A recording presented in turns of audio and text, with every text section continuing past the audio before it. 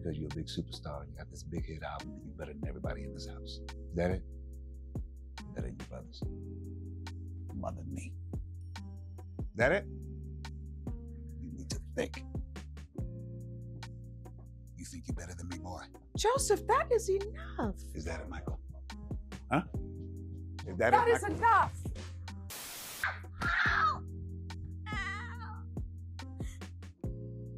We'll rehearse till you get it right. In this life, you're either a winner or a loser. That's right. You gonna cry? Go on, cry. Go on, big nose. Hey, look at this. The boy fired me with a piece of paper. A piece of couldn't be man to man, huh?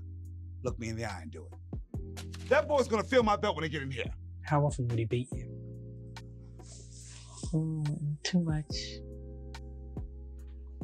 Would he only use the belt?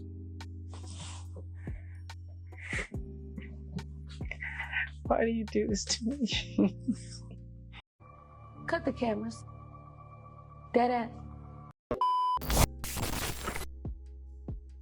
The film starts off in Gary, Indiana in 1966, and y'all, Joe is already on that bullcrap. Get back in line.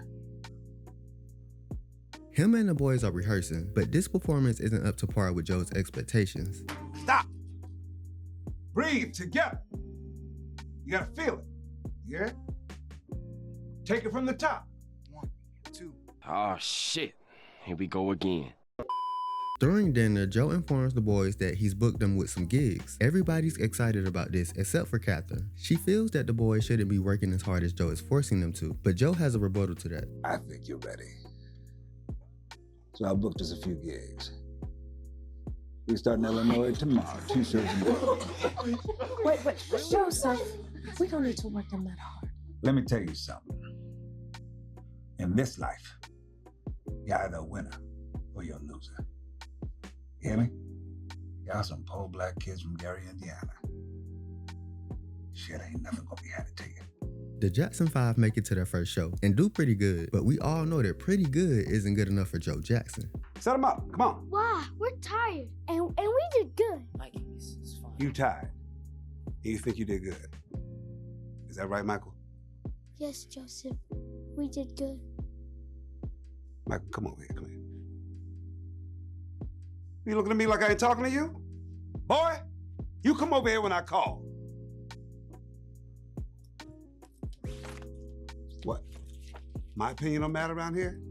Boy? Now, how you whooping somebody and we not even 5 minutes into the movie? This is crazy. That's right. You gonna cry? Go on, cry. Go on, big nose. Set it up. So off the bat, we see Joe not only be abusive physically, but also emotionally by degrading Michael's looks, which will play into the insecurities that he'll address in his later years. We get a montage of the kids rehearsing and Joe beating before skipping to 1968 and the boys getting introduced by Gladys Knight. Ladies and gentlemen, let's give it up for the Jackson 5. The boys get spotted by Motown creative assistant Suzanne. She sets the boys up with a meeting with Barry Gordy. During the meeting, Michael is having a little trouble getting the notes right, and Joe tries to interfere, but Barry sets him down quick. Michael, you're doing it again. Take a step closer to the microphone. That's it. And I'm gonna need you to keep your feet still. You understand me? Give me the same lead.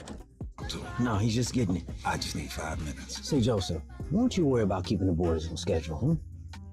We got this over here. Oh, now that's how you clear a bitch. I don't know who that hoe is, but Michael eventually hits the note, and this amazes Barry. Now Joe, old hating ass, sees that Michael and Barry are getting close, and quickly puts a stop to that. Let me tell you something, son. I've been doing this a long time. I've never heard a voice quite like yours. You sang that song better than Smokey himself. These knobs up here, that's for your EQ.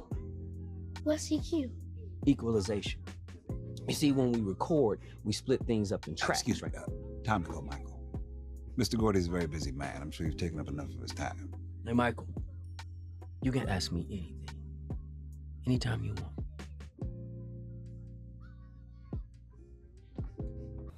Don't be hating. Some years go by and we're now in 1979, and Michael is meeting with Quincy Jones about his solo album, but he's a little scared about how Joe will act, so he asks his managers to tell Joe about the solo album instead of himself. I'm gonna look him straight in the eye. Tell him to his face.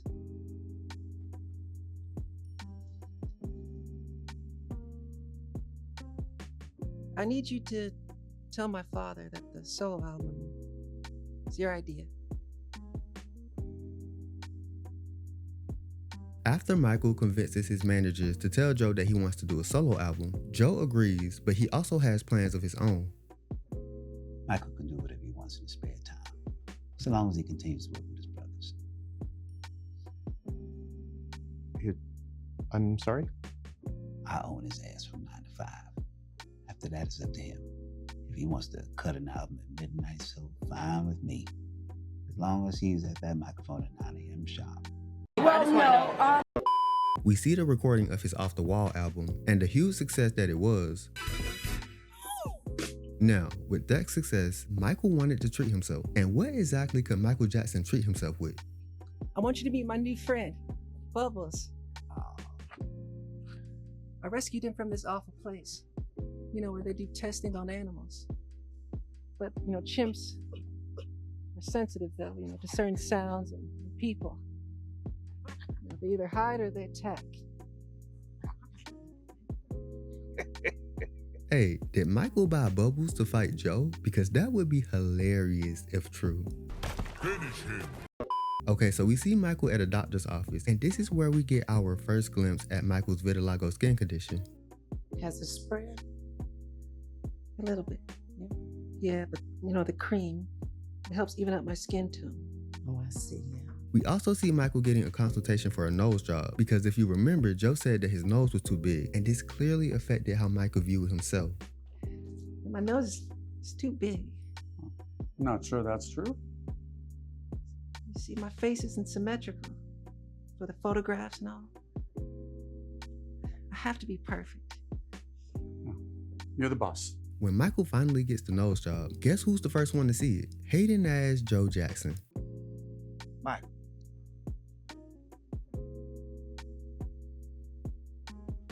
Boy, come here.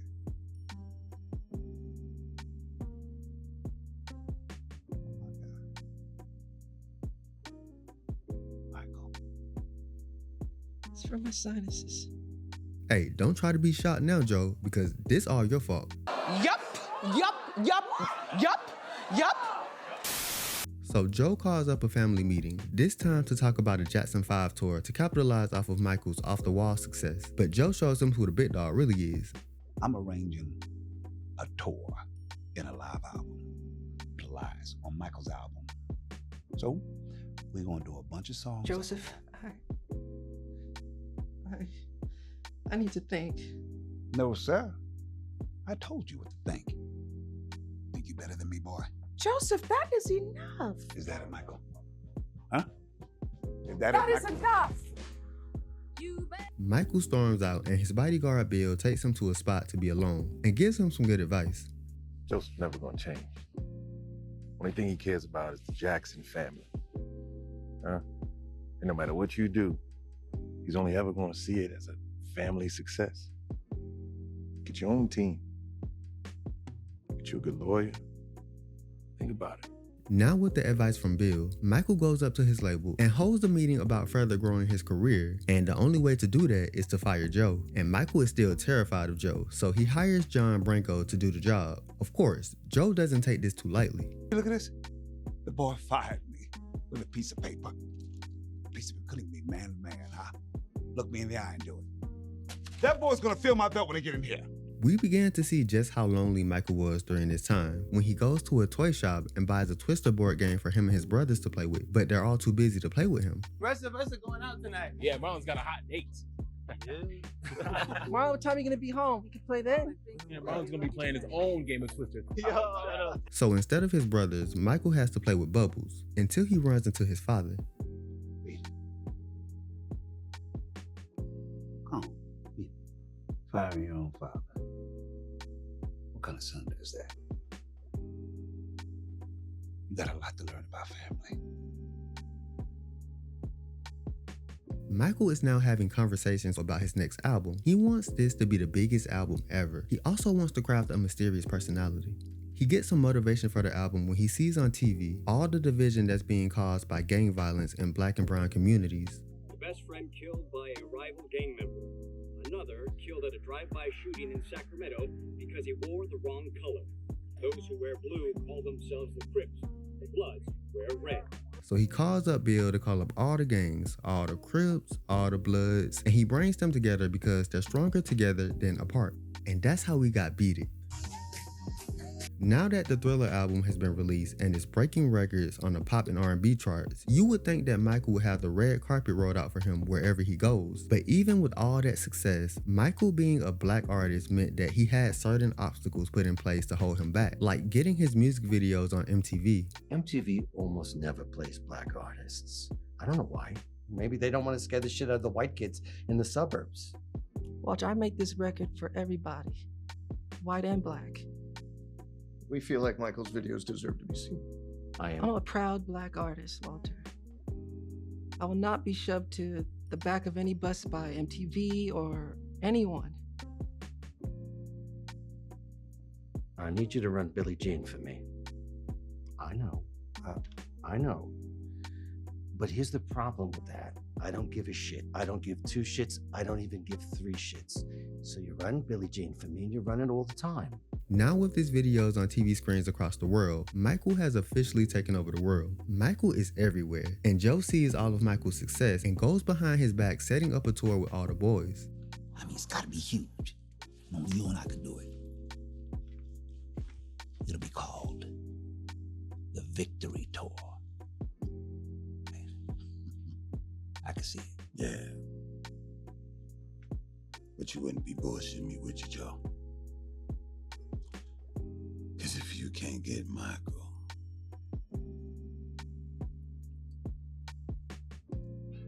Joe tries to threaten Michael into joining the tour.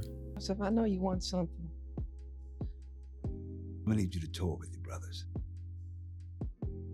Now, I'll let you do that album by yourself. I'm gonna need you to do this for me. Call Don King and tell him you're doing a tour. I know you don't want to let your family down. Okay, so for promo for the tour, the Jacksons are doing a Pepsi commercial, and we all know how this ended.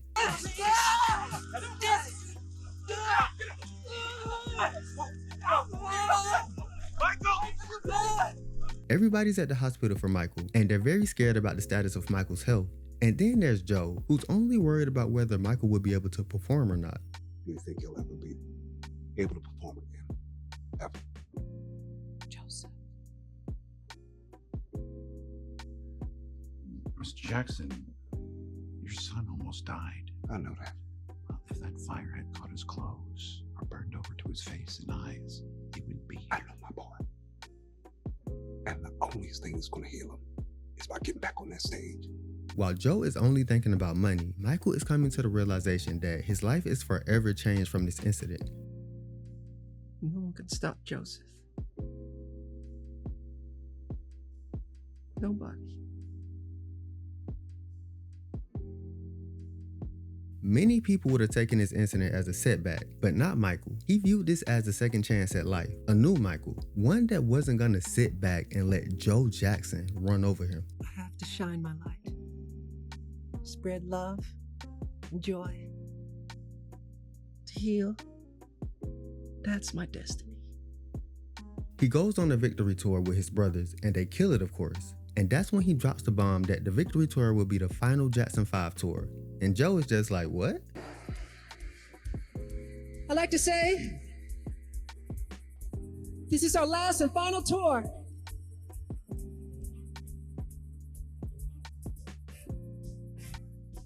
Mike, let's talk about this. Hey, Joe. I'm still your father. So, Claudette, did you catch it? The movie ends with Michael choosing himself and leaving us with an incredible performance of Bad.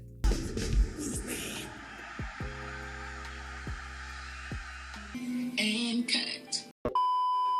All right, y'all, that's all for this video. I hope you all enjoyed it. Please remember to give this video a like, subscribe, comment, and hype if you can. And until next time, peace.